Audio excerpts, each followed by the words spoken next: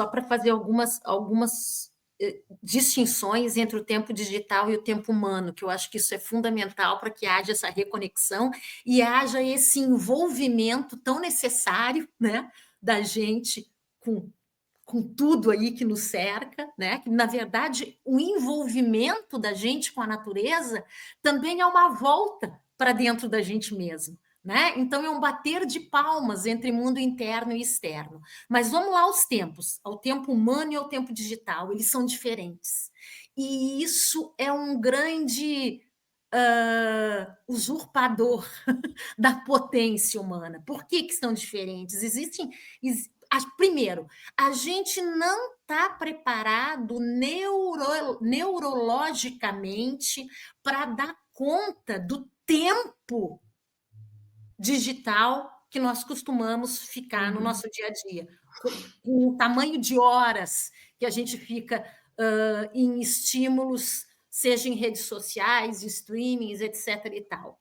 O que acontece? O tempo digital é o tempo da distração. O tempo humano é o tempo da atenção. O tempo digital é o tempo veloz e episódico. As coisas elas não se costuram umas com as outras.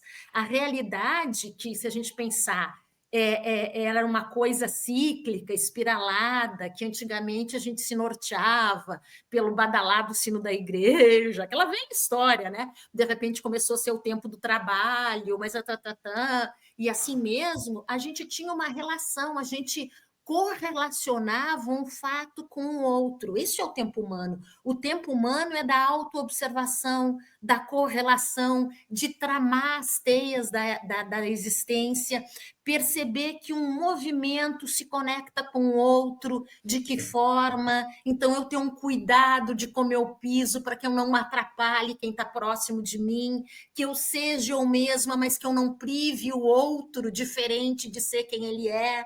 Então, todas essas coisas, isso é próprio do tempo humano. Por quê? Porque ele é fluido, ele não é veloz, que é diferente o fluxo da velocidade.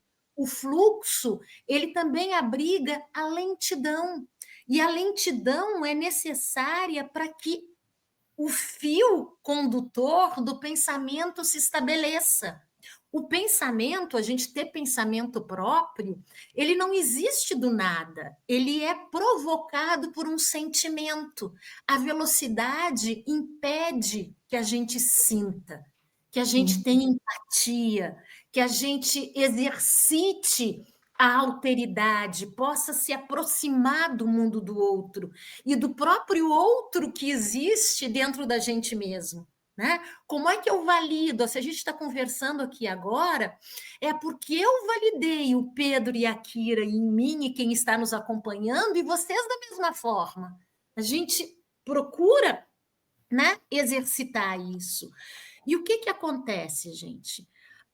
Então, o tempo digital, como ele não permite isso, quando muito, ele provoca sensações, assim como palavras. Só que essas palavras, elas só podem ser nomeadas com distanciamento, que é o tempo humano. Eu não consigo, aquela velha história que eu sempre brinco, né? Quando a gente fala dos diálogos, se eu não soubesse que eu tenho 5 dedos aqui, se eu enfio esses dedos junto do meu olho, eu não consigo diferenciar e entender se eu não busco esse distanciamento, se eu não me desloco no tempo.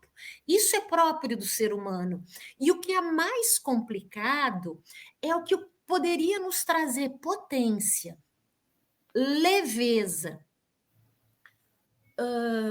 uma espécie de bálsamo para tempos tão doloridos, porque uma coisa é fato: vazio, angústia, tristeza, incômodos e dores das mais diversas naturezas fazem parte da existência. Muito do peso que a gente assume nesse nosso momento atual é porque a gente está enredado por um grande engodo, para não dizer uma grande mentira, que é essa da felicidade, da gente ter que estar bem o tempo todo. da gente ter que ser produtivo o tempo todo. Não tem como, minha gente, né? Sim.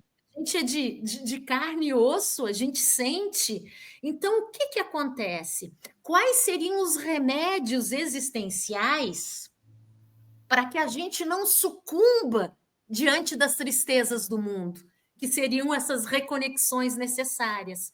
Essas reconexões necessárias, elas partem pela presença poética das pequenas coisas do cotidiano, aonde eu sou capaz de encontrar beleza, poesia, arte no meu dia a dia.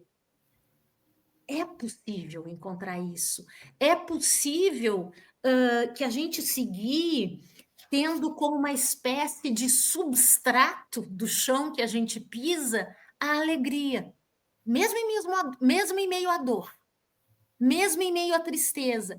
Só que para que a gente se relacione com esse substrato, que é um substrato humano por excelência, a gente precisa desacelerar. A gente Uhum. precisa perceber que nós somos mais do que a nossa capacidade de produção. Que a gente. E isso é bem coisa do Deus mercado mesmo, né? Onde valora o ser humano pelo que ele faz e não pelo que ele é. Então, ele fica tão preocupado em fazer ou em aparentar que está fazendo que ele deixa de ser. Ele deixa de ser ele mesmo, de entrar em contato com ele mesmo. E é aí, nessa falta de entrar em contato, que é conveniente para que as coisas não mudem a gente se sentir impotente. Né? E o nosso lugar não é um lugar de impotência. Nós podemos distinguir, e a gente sabe distinguir, o joio do trigo. A gente sabe eleger as grandes batalhas, as batalhas que valem a pena, né? As lutas que valem a pena ser travadas.